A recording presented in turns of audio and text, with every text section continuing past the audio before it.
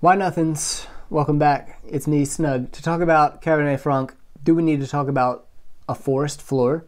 Do we need to talk about the Cold War? Or do we need to talk about that je ne sais quoi that your cousin Craig is missing out on when he says, pour me another glass of Cab, and he means Cabernet Sauvignon? Could you imagine? Pour me another glass of Cab Franc, garçon. We have two from Virginia. Let's start with Whitehall Vineyards. Whitehall Vineyards, near Charlottesville. Beautiful drive, 2 hours to get there, right? You and I can go. Maybe we will soon, when COVID has departed and leaves us in peace to frolic the countrysides once again. But for now, my best advice is get a bottle to go. Whitehall,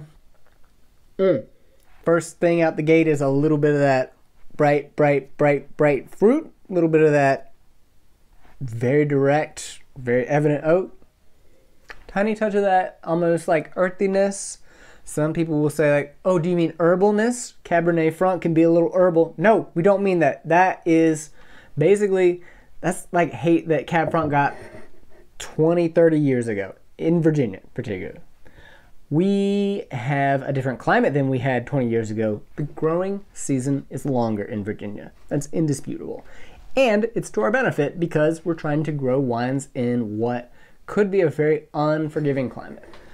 But these guys have a beautifully ripe Cabernet Franc, haven't they? They put it under a screw cap because this is a wine that emphasizes freshness, brightness.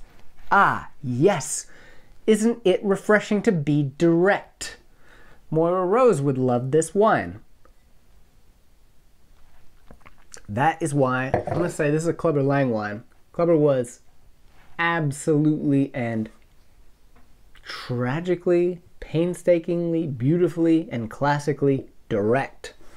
Right? Like the story arc of Clubber Lang is that he will hit the shit out of you. And when Rocky clowns him by like doing that, like ain't so bad, and hits his little mohawk, he gets very angry, right? He's just a direct man, right? This is a wine that's going to come at you with its best shot, and it does. Beautiful for happy hour, beautiful for cocktail hour, which is different, and especially if it's a cocktail hour where you're in a nice restaurant and you get past apps. When I waited tables, the thing I hated the most in the world was that past apps, because you're trying to squeeze between people, and you've always got like one left, and there's two people, and you're like, will anyone take this last thing?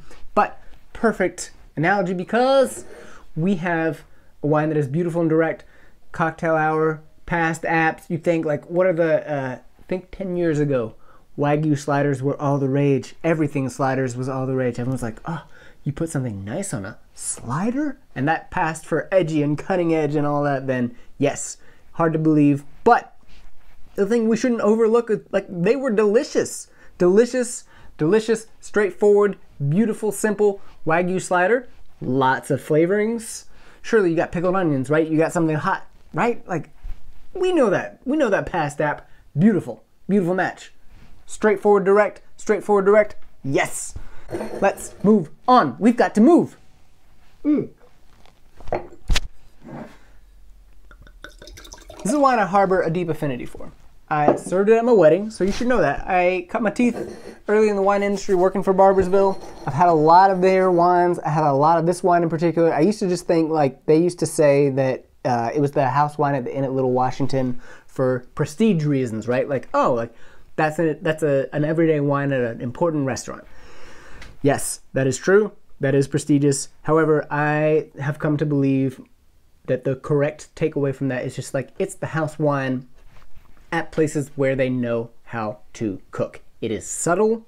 It is big. It has a lot of personality, but also a lot of professionalism.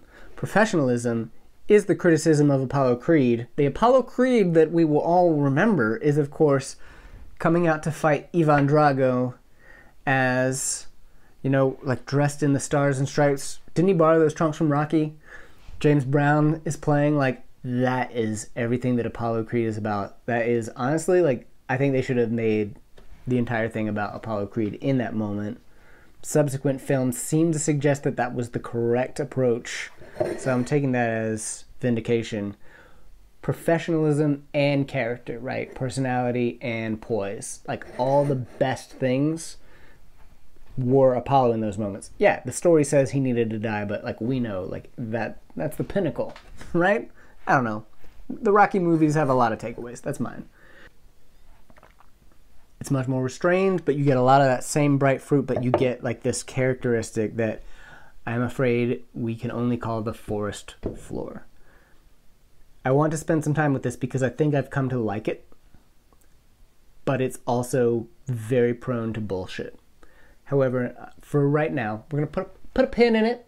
We're going to come back to it. I have some literature selected that I think speaks to the point in question, but forest floor, a little earthy, but earthy in a way that makes sense as a coherent thing, right? You're in the forest, you smell forest, whatever you think that means, you're calling it one thing. And a forest is really a lot of different things together, right? So we know what a forest is about.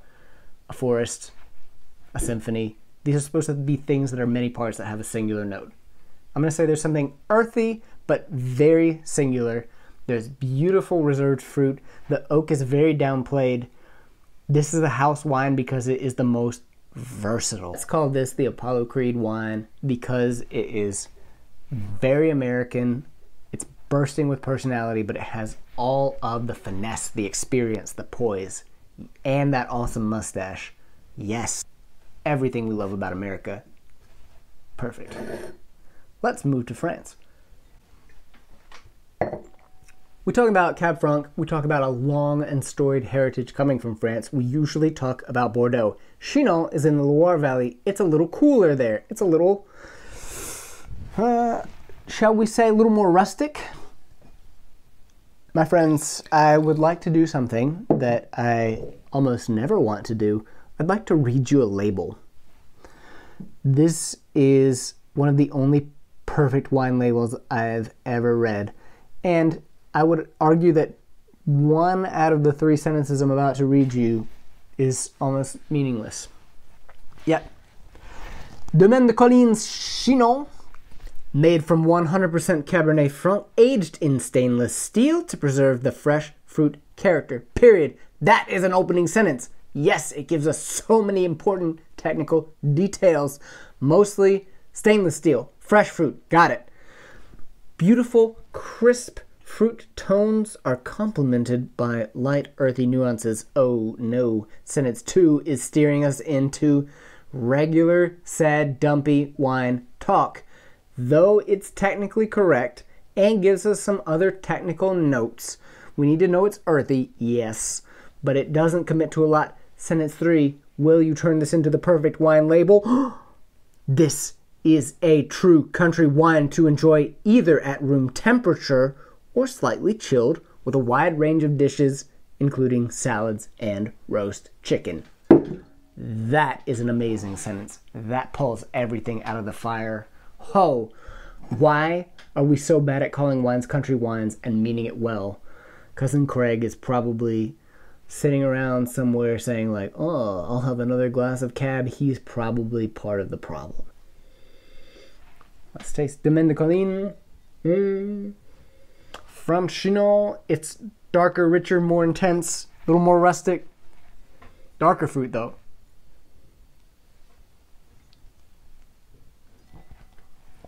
Much earthier, much like you would say, yeah, rougher around the edges. It's bustling.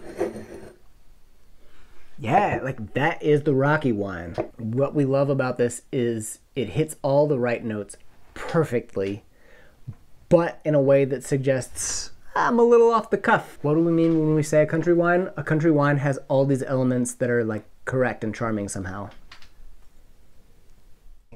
Let's read from Grendel, John Gardner's Grendel, a fellow who is fictional and also knew a lot about the forests, so perfect for wine-athons. The nut tree, wild above my head, stretching its cool black limbs to take the sun. Sounds nice, yeah, we like a nut tree, a walnut. Yeah, lovely. Chestnuts roasting by an open fire.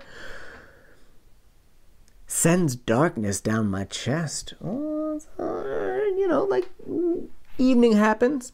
Its dappled, high-crowned roadways make safe homes for birds. Safe homes are good. We like safe homes.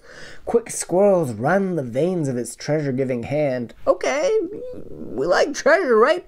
But the ground below is dead. The forest, then as it is now, is a complicated place, right? A singular term that used to speak about an ecosystem, which means everything going on. What does a forest floor smell like?